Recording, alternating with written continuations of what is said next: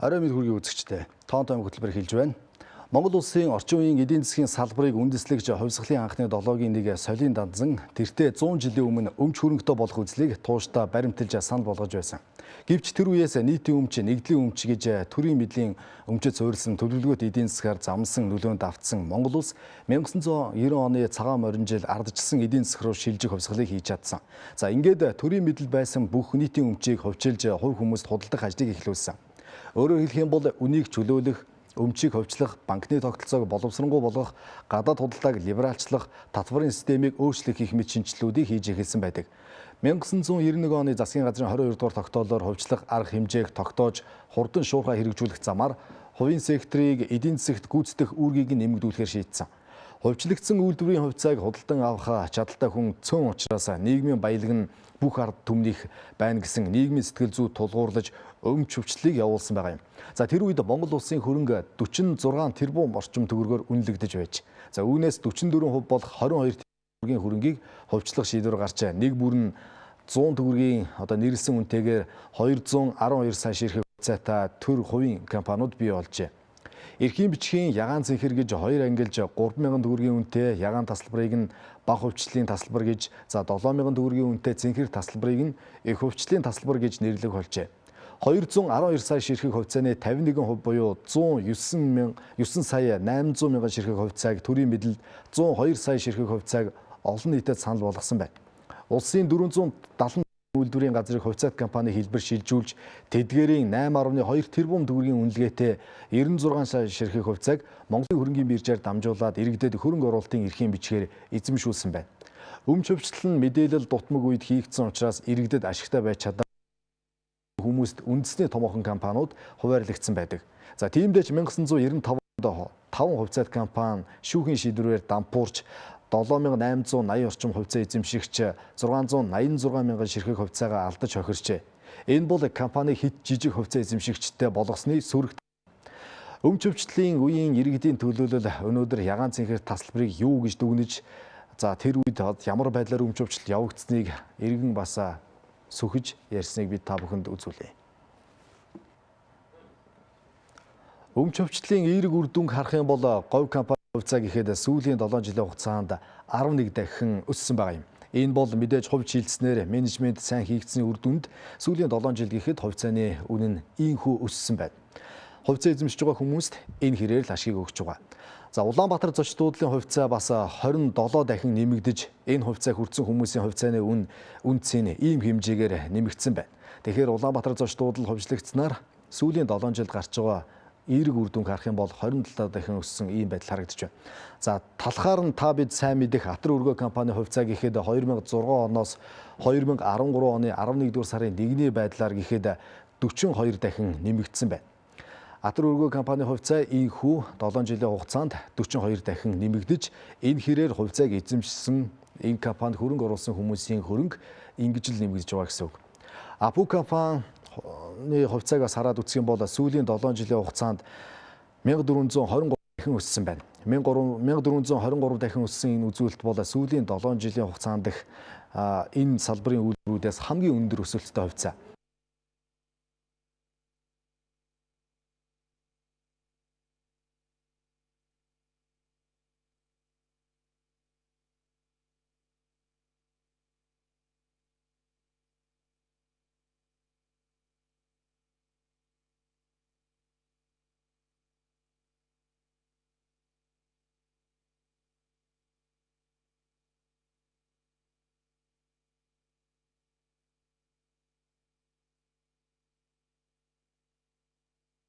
Танаа гэр бүл юу хэдүүлээсэн хэдэн хүн авсан. Тэгээд одоо тэр хувьцаагаа зарсан уу? Хаашид ингээ хувьцаа хэлбэрээр ашиглаж байгаа. Хоёр хүн байсан. Зарцоо. Бүгдийн зар. Тэр доор. Юугаар зарсан бэ? Юугаар зарсан? Хаш мөнгө аваад. Хагсын алдаад гэдэг. Тэр тасалж аваад тухайн үед тодорхой хэмжээний газруудад оруулсан. Тэгээд тэр тасалбар ч одоо холдгоо хэлсэн шүү. Тэгээ одоо хаана яваагаа мэдэхгүй байна. Өөрийнхөө хувьцааг хаанаа тодруулж асуугаагүй.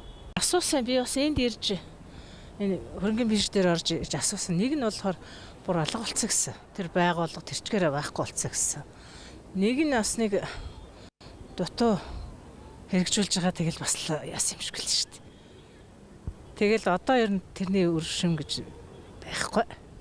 Тэр хувьцаа гэж уг нь өгсөн. Хүн бүхэнд өгсөн. Гэхдээ над одоо байхгүй. Тэр үед говь компанид л өгсөн гэж сонсгдсон. Тэгээд одоогор бол тэндээс бид нэр эргэж уулзаачгүй, сургалаачгүй ямар ч хариу өгөөгүй. Тийм. Одоо бол надад байхгүй. Тийм. Та өөрийнхөө бүх хувьцаа өгсөн гэр бүлийнхээ бүх хувьцаа. Гэр бүлийнхэн бүх хүмүүсийн хувьцааг авчид өгсөн шүү дээ. Тэгээд говь компани руу эргэж бид нар сургалааг үлдээ тэр бидний алдаа байх л та. Тийм. Нийтдээ хичнээн үнэ. 5 хүн байсан баг. 5 хүн хувьцаа. Уг нь хувьцааг ашиглаж ирсэн. Одоо тэр юусх бол өнгөрсөн. Аль компани хувьцаа? За ямар компанид гэж одоо мартчихлээ. Бараг ашигласан байхгүй дээ. Тэр өнгөрсөн шүү дээ. Гэр бүлээ хичнээн авчихсан. Одоо манайс 8 сүүн л авсан гэж. Хүүхдүүд нийлэл. Бүгд зарсан эсвэл хувьцаа. Ихэнх нь ягаандаас л ихэнх нь зардаад дууссан баха. Цэнхэр нь бол тэгээд хаа нэг л ядаас. Тэгээд байхгүй болоод дууссан. Таалгазан дампуурал тэгэл юус болдог бол дууссан. Өмч өвчлөлийн эерэг үр дүнг харах юм бол говь компани хувьцаа гэхэд сүүлийн 7 жилийн хугацаанд 11 дахин өссөн байгаа юм. Энэ бол мэдээж хувь шилжснээр менежмент сайн хийгдсэний үр дүнд сүүлийн 7 жил гэхэд хувьцааны үнэ нь ийхүү өссөн байна. Хувьцаа эзэмшиж байгаа хүмүүст энэ хэрээр л ашиг өгч байгаа. За Улаанбаатар зочид дуудлын хувьцаа бас 27 дахин нэмэгдэж энэ хувьцаа хүртсэн хүмүүсийн хувьцааны үнцийн ийм хэмжээгээр нэмэгдсэн байна. Тэгэхээр Улаанбаатар зочид дуудлал хувьчлагдсанаар сүүлийн 7 жилд гарч байгаа эерэг үр дүнг харах юм бол 27 дахин өссөн ийм байдал харагдаж байна. За талхаар нь та бид сайн мэдэх Атар өргөө компани хувьцаа гэхэд 2006 оноос 2013 оны 11-р сарын 1-ний байдлаар гэхэд 42 дахин нэмэгдсэн байна. Атар өргөө компани хувьцаа ийхүү 7 жилийн хугацаанд 42 дахин нэмэгдэж энэ хэрээр хувьцааг эзэмшсэн энэ компанид хөрөнгө оруулсан хүмүүсийн хөрөнгө ингэж л нэмэгдэж байгаа гэсэн үг. Апу компани хувьцаагаас хараад үзэх юм бол сүүлийн 7 жилийн хугацаанд 1423 дахин өссөн байна. 1423 дахин өссөн энэ үзүүлэлт бол сүүлийн 7 жилийн хугацаанд энэ салбарын үйлдвэрүүдээс хамгийн өндөр өсөлттэй хувьцаа. За бүр айхтар өндөр өсөлттэй компанийг харах юм бол Сүү хувьцаат компани хувьцаа 2006 оноос хойш 1590 дахин нэмэгдсэн байна. 5 толгой нүүрсний урхан хувьцаа гэхэд 2832 дахин нэмэгдэж хамгийн өндрөөр зах зээлээ тэлсэн хувьцаа болж чаджээ. За гэтэл төр дийлэн хувийг нь эзэмшдэг нүүрсний урхаануудаас одоо жил бүр ашигтай ажиллаж чаддгүй жишээ олон бий. Хамгийн тод жишээ нь манай улсын нүүрсний хэрэглээний том нийлүүлэгч Багнуур хувьцаат компани. Энэ нүүрсний урхаан түүхийг сүхий. 1978 оны намар уурхайг улсын комисс хүлээж авснаар Багнуур компани бүртгэгдсэн байдаг. 1995 оны 3 дугаар сараас хувьчлагдаж хувьцааны 75%-ийг төр 25%-ийг хувийн хөрөнгө оруулагчдад эзэмших боломж олгосон. За өнөөдөр Багнуур хувьцаат компани нь төвийн бүсийн нүүрсний хэрэгцээний 70%, Монгол улсын эрчим хүчний нүүрсний хэрэгцээний 60%-ийг 2-3 дугаар дулааны цахилгаан станцуудын нүүрсний хэрэглээг 100% хангаж байна. За түүнчлэн дулааны цахилгаан станц 4, за дархны цахилгаан станц, Эрдэнэтийн цахилгаан станц гээд нүүрсний хэрэглээний 50-60%-ийг нийлүүлдэг хамгийн чухал нүүрсний уурхай юм. За энэ тухайд бид өмч өвчлөлийн асуудалтай холбоотойгоор хувьцаат компаниудтай холбоотой асуудлаар бид өргөжлүүлээд Монголын хөрөнгийн зах зээлийн судалгааны хөгжлийн нийгэмлэгийн тэргүүн Мөнх Эрдэнэтэй харилцах болно.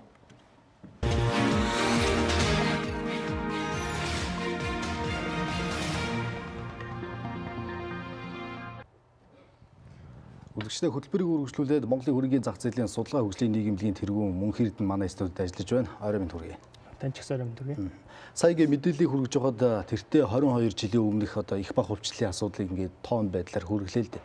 Тэгээ хувьчлалын эерэг сүрэг гэдэг хоёр талын байдал гарч байна. Эерэг байдал гэх юм бол за хувьцаат компаниудын хувьд шилжснээр хувьцаат компаниудын тэр үнэлгээ нь хэд дахин өссөн. За 5 толгой гэхэд л одоо 2000 гаруйтай өссөн байна. Сүүлийн 7 жилийн хугацааг аваад үзэх юм бол гэтэл нөгөө төр дийлэн хувь нь байгаад байгаа компаниудын тухайлах юм бол нүүрсний уурхаануудын нөхцөл байдал жилээс жил тантаа тийм алдагдaltaй ажилдаг л да. Төр үн дээр нь оролцдог болохоор ийм байдал байгаад байна уу?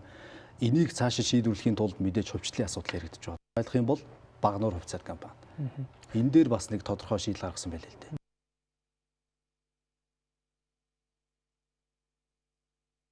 Дахиад төрийн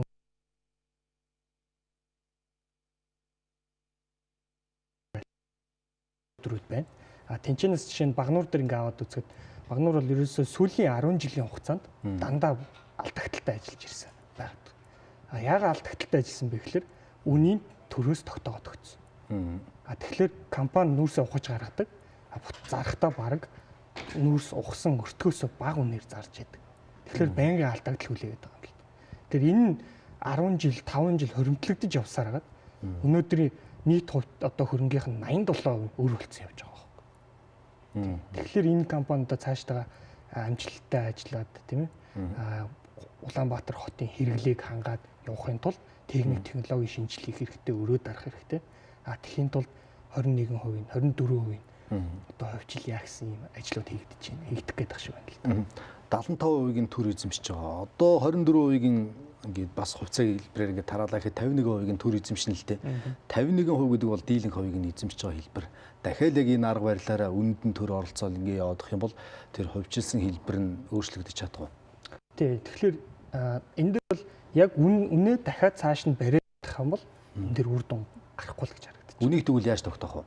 Үнийг зах зээлийн ханшаар л тогтоох хэрэгтэй шүү дээ. Яагаад өнөөдөр хүртэл ийм том асуудал бүгшаа торимтлагдсан бэ гэхээр анханасаа баг багаар үнэ уян хатан тавиад эдийн засгийнхаа өсөлт, зардлынхаа өсөлтөд уяад ингээд тооцоор тийм ээ явуулах байсан юмыг явуулахгүй болохоор л хөрөнгөлөгцөөр өнөөдөр ийм байдал төрчихөж байгаа. Тэгэхээр одоо хувьчлал хэрвээ явагдсны дараа бол одоо үнийг тэгжиж нөгөө хувьчилж авсан компанид энэ чинь ихтэй гэтэл нөгөө талаараа үзье. Энэ Багнуурын ухаа гэдэг нь нийт төвийн эрчим хүчний одоо 60-70% хангадаг. За ТЭЦ 3-4-ийн одоо бараг 100% бүгдийг нүсээр хангадаг үйлдвэр хийж байгаа байхгүй юу? Өстөө жинхэнэ стратегийн хамгийн чухал ач холбогдолтой уурхай. Тийм жинхэнэ одоо энд Улаанбаатар стратеги гэж ярих юм болоо. Улаанбаатар хотод сая 200 хүн сууж ин тийм хот илүү хүн сууж байгаа. Энэ амьдарч байгаа хотыг эрчим хүчээр нь хангадаг уурхайн тэнд гэж шүү дээ. Тэгэхээр эн чинь жинхэнэ стратегийн юм одоо уурхай болж хувирж байгаа байхгүй. Тэгэхээр хувьчилсны дараа энийг үнийг бол тодорхой хэмжээнд уян хатан болгоод чөлөөлөд явах нь бол ойлгомжтой. Хэрвээ дахиад яг өнгөрсөн түүхшээ явах юм бол дахиад нэг магадгүй 10 жилийн дараа дахиад асуудал үүснэ. Өнгөрсөн түүх гэснээс 20 жилийн өмнөх их баг хувьчлалын үр дүнд цөөн хүмүүс бол ингээд том гэл эзэмшээл өнгөрсөн л ихэнх хүмүүс бол тэр ягаан цэнхэр тасалбар бол тэр үеийн гурил будаагаар солиол зараад дууссан. Үр дүнг нь мэдэрч чадаагүй. Тэгэхээр энэ одоо цагийн хувьчлал бол арай өөр асуудал тийм ээ. Үнгүү тараахгүй. За 1072 ширх хувьцаа л үнгүү тараасан баг. Одоо тэгэл нөгөө хувьцаа эзэмшүүлэх байдлаар иргэдэд тараах учиртай. Гэтэл иргэд тэрийг хувьцаа авахын тулд бас нэг хөрөнгө оруулалтын сан гэж нэг юм бий болохоор ингээд хууль эрх зүйн орчинд бол тодорхой болчлоо. Тэгэхээр цаашид хөрөнгө оруулалтын сан ийм байдалд яаж уялдаж ажиллах хэвээр байна. Иргэд ямар ойлголттой байх хэвээр. Тэгэхээр 20 жилийн өмнө болсон хувьчлалтай холбоотойгоор зүгээр нэг зүйл ярихад тухайн үед одоо зах дээр нөгөө 10,000 төгрөгийн үнэтэй 7,000 төгрөгийн үнэтэй тасалбарыг 50 төгрөгөөр 100 төгрөгөөр ингээ авчаач ингээ гойгоод явж исэн гэсэн хүмүүс. Гэтэл тэр нь өнөөдөр жишээ нь апо дээр аваад үзвэл 176 дахин өссөн. Тэр үнээсээ 10,000 төгрөг байсан бол тэр нь 176 дахин өссөн байгаа байхгүй. Сүү гэхэд л 1500 дахин өссөн. Ингээд үндэсний томоохон үйлдвэрүүдийн хувьцааны үн ханш өссөн. Түүнээс цөөнх нь өргөөж нь бол хүрсэн байгаа юм л та. Тэгэхээр одоо 5 толгой Багнуур, Шивэава, Дархны төмдөг өдргээд энэ компаниудыг ингээд ховчлоход бол ирээдүйд энэ компаниуд жишээлбэл Багнуур дээр хадж стратеги орд байх нь шүү дээ. Үнийн зөв тогтоох гэх юм бол ашигтай ажиллах нь бол тодорхой. Ягаад тэгэхээр хэрэглэгчд нь сая 200 мянган хүн байж дээ. Тэгэхээр ашиг нь өсөд явах нь бол тодорхой. Тэгэхээр эндээс яг нөгөө 20 жилийн өмнө 10,000 төгрөг өнөөдөр 170 төгрөг дахин өссөн байгаа шиг 10 жилийн дараа 20 жилийн дараа Багнуур гэдэг компани хувьцаа бас ингэж л өсөх гээд байгаа юм л та. Ингээ ирээдүрөө харах. Гэтэл биднэрт энэ чинь өнөөдөр мөнгөөр шууд заамаа гэнгээ бэлнээр хувьчилж ийсэн шиг өгөхгүй шүү дээ. Тэгэхээр бид өөрсдийнхөө мөнгөөр тэрийг худалдаж авах шаардлагатай болоод байгаа байхгүй. Гэтэл хүн болгон өөрсдийнхөө мөнгөөр худалдаж авъя гэхлээр мэдээлэл нь хангалттай биш. Санхүүгийн талаар мэдлэг хангалттай түвшинд хүрээгүй байна. Тэнгүүд таны сайн хэлсэн нөгөө хөрөнгө оруулалтын сан буюу тэр дотроо хамтын сан гэсэн юм гарч ирнэ. Тинчэнэ иргэд маань хамтын сандаа мөнгөө байршуулад Түүгээрээ дамжуулаад хамтын сан чинь шийдвэр гаргаад ингээ явах. Цаашаага шийдвэр гаргаад багнаар төрөнгө оруулна гэх юм бол та тэнцэнс жишээ нь өгөөж ин хүртэж болно гэсэн үг. Тэгэхээр ирэх оноос эхлээд энэ хууль маань хэрэгжиж эхэлнэ. Хөрөнгө оруулалтын сан гэвэл тэгээд ирэхлээр одоо эхнээсээ хамтын сангууд байгуулагдаж эхлэх байх. Гол нь энэ дээр иргэдэд анхааруулах нэг зүйл нь юу гэхээр хамгийн сайныг очиж сонгох хэрэгтэй шүү. Хамтын сангаа. Энийг нь яаж мэдэх вэ гэхээр хамтын санг байгуулах хороонд танилцуулга гэдэг юм өгж байгаа. Сангийн зохицуулах хороонд. Сангийн зохицуулах хороонд. Нөгөө сан байгуулах байгаа хүмүүс танилцуулга. Танилцуулга дээр нь юу гээд ямар мэдээлэлүүд байж ах вэ гэхээр за энэ сан бол ийм хувьцаанд хөрөнгө оруулна. Ийм одоо бондод хөрөнгө оруулна. Бид нар валют хөрөнгө оруулах гэж байна. Ингээд бүгдийн заагаад өгсөн. Яг тэр сан тэр юм аа л ийм бүр хатуу журам болж байгаа. Тэгэхээр тэрнээс мэдээллүүдийг авчих. За тэгээ ямар хүн өдөртөх юм, хэдэн жил болох юм ингээд бүх мэдээллүүд нь тэн дээр байж байгаа. Тэгэхээр иргэд маань яах ёстой гэхээр тэр сангийн танилцуулгыг аваад 2, 3, 4 санг харьцуулж үзэх хэрэгтэй гэсэн. За энэ ийм хүмүүс өдөртөх юм байна, энэ ийм хүмүүс өдөртөх юм байна. За эдгээр бол дандаа валютад мөнгө хийх юм байна. Гэтэл валютын ханш өнөөдөр одоо Монголын хувьд асар эрсдэлтэй байна ч гэдэг юм үү те. За тийм бол би хувьцааг нь сонгоё гэдэг ингээд сонголттой гэсэн. Тэгээд тийшээгээ мөнгөө байршуулах болно л гэсэн үг л да. Сан гэхээр нөө банкнд мөнгөө байршуулдаг 100-аас дээд саяын хөрөнгөтэй гэдэг ч юм уу. Их хөрөнгөтэй хүмүүсийн оруулах хэвээр тийм хөрөнгө оруулалтын сан гэж бас ойлгож магадгүй л дээ. Баг дунд одоо баг хөрөнгө оруулагч нарт ашигтай байж чадах уу? Болно. Ашигтай байж чаддаг байх. Түрүү чи нөгөө танилцуулган дээр юугээд бичсэн байж ах вэ гэхээр төсөл төлбөртэй нь бол. Тий. Хамгийн багадаа та ийм одоо мөнгийг энэ санд байршуулах хэрэгтэй гэсэн тийм хязгаарууд тавиад өгч байна. Тэр нь 1 сая төгрөг чөөж болно, 500 сая төгрөг чөөж болно, 100 сая бас хөрөнгө оруулах хязгаарууд нь байх юм байна тий. Эсвэл бүр хязгааргүй ч хийж болно.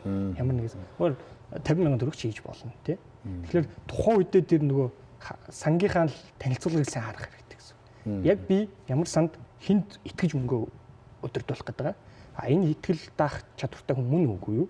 Тэгээд энэ хүмүүс энэ мөнгийг юунд хөрөнгө оруулах юм? Ямар хугацаанд өгөөж өгөх юм? Би хэдэн төгрөг хийх юм гэж шийдлүүдээ гаргах хэрэгтэй гэсэн. Өнөөдрөөс идэв өмч одоо хувьчлалын асуудлаар л ярьж байна л та. Тэгээд яалтч аргагүй өнөө цагт бол ийм байдал руу холборч орохоос өөр аргагүй юм байна.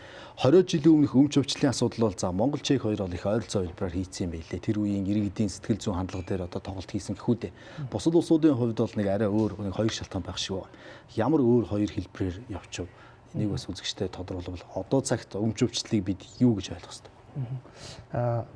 Яг Эрдэнэтэд судалж үзсэн юм байлээ л да. Тэр 1990 онд социализм нурж унаа тэрнээс хойш өмч хувьчлал яваад ямар 3 арга байсан бэхээр нэг нь энэ бидний саяны ашигласан хөрөнгө оруулалт эрхийн бичиг гэдэг арга байсан. Нөгөөх нь болохоор бөөнөр худалд алах гэсэн арга байсан. Блэний ардчилсан герман улс ирсэн. Бас нэг нь болохоор хамтын одоо дундын сангаар зуучлах гэсэн ийм 3 хөлбөр байсан юм бэл. Зүгээр шилжилт, эдийн засгийн шилжилт, улс төрийн шилжилт гэдэг өргөн хүрээнд хараад үзэхлээр бид бол нэг шок эмчилгээ гэдэг аргыг ашигласан юм билээ л дээ. Ерөөсөө л эдийн засгийн тогтолцоо, улс төрийн тогтолцоо шууд шилжилт хийнэ. Үнийг чөлөөлнө, татварыг чөлөөлнө, банкны системийг хоёруулгана, гадаад худалдааг либералчлан гэл. Шууд ерөөсөө бүгдийн шок эмчилгээ богино хугацаанд шилжилт хийнэ гэсэн аргаар явсан. Нөгөөд бол жишээлбэл хятад бол одоо градуализм буюу аажмаар шилжих аргачлалыг бол тийм бил. Тэгээд бидний нөгөө нэг 95 он хүртэл эдийн засгийн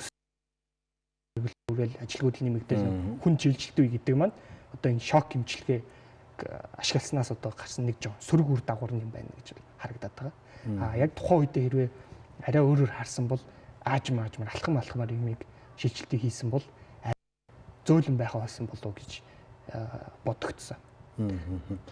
Одоо 14 он зах зээл ямар байдалтай сэрэх бол хөрөнгөний зах зээлийн үүрэг ямар ах бол хөрөнгөний зах зээлтэй холбоотой хэд хэдэн хуулиуд батлагдсан учраас хүлээлт ирнэ ямар байна? Эерэг хандлага байна уу? Иргэдийн амьдралд эдийн засгийн хүнд дарамт хямрал байдлаар мэдрэгдэж байна л да. Хямрал гэхэд бас сүржин сонсогдож магадгүй л юм. Тэгэхээр 14 оныг бол 13 он за тэгээд өмнөх онуудаас нэлээд өөр орчин байна гэж харж байгаа. Хөрөнгөний зах зээл дээр ажиллаж байгаа бидэнд одоо хүмүүсийн хувьд. Юу нэ гэхээр та түр хэллээ. Компани тухай хууль, үнцаасны хууль, сангийн хуулийг батлаад өгчлөө. Энэ гуруулаа нийлснээр гол эрх зүйн орчин бүрдэж гэсэн үг. Дагаад мэдээж энэ дээр сайн журмууд батлагдах хэрэгтэй. Зах зээлтэйгээ уялдаж энэ зохицуулт маань хийгдэнэ. Энэ зохицуулт зөв зүйтэй хийгдээд эхлэх юм бол манай нөгөө хөрөнгө оруулалтын сан гэдэг зүйл маань байгуулагдаад эхлэх юм бол хөрөнгөний зах зээл дээр гол хөрөнгө оруулагч нь ерөөсөө 60-70% нь хөрөнгө оруулалтын сангууд хийж идэв. Жижиг хувьцаа эзэмшигчд биш. Америкийн жишээг энд дуртай л да. Жижиг хувьцаа эзэмшигчдийн эрсдлийг бол бууруулна л гэсэн үг үү? Сангаар дамжуулах юм. Тийм, сангаар дамжуулж буур. Тийм. Тэгэхээр Америкийн хувьд 1970-аас 2000 оны хооронд нийт хувьцааны ерөөсөө хувьцааны хөрөнгө оруулалтын 5% яг иргэд гараар одоо өөрсдөө худалдаж авсан байна. Үлдсэн хувийн санхүүгийн байгууллагууд тэр дундаа 70% хөрөнгө оруулалтын сангууд авсан байна. Тэр дотор нь даатгалын сан, тэтгэврийн сан, үндэсний хөрөнгө оруулалтын сангууд явж байгаа байхгүй. Тэгэхээр бид өнөөдрийг хүртэл сангүй явсан учраас зах зээл хурцтай хөгжөөг юм байна. Одоо хууль гарчлаа сайхан хэрэгжээд эхлэх юм бол сан байгуулагдаад ирнэ. Сан гэдэг 70-80% гүйцэтгэдэг гол хөрөнгө оруулагч нь ороод ирэхлээр зах зээл бол цаашаа эрс өөр нөхцөл байдалтай явна гэж харагдаад байна. Гэхдээ бид хугацаа хэрэгтэй юм.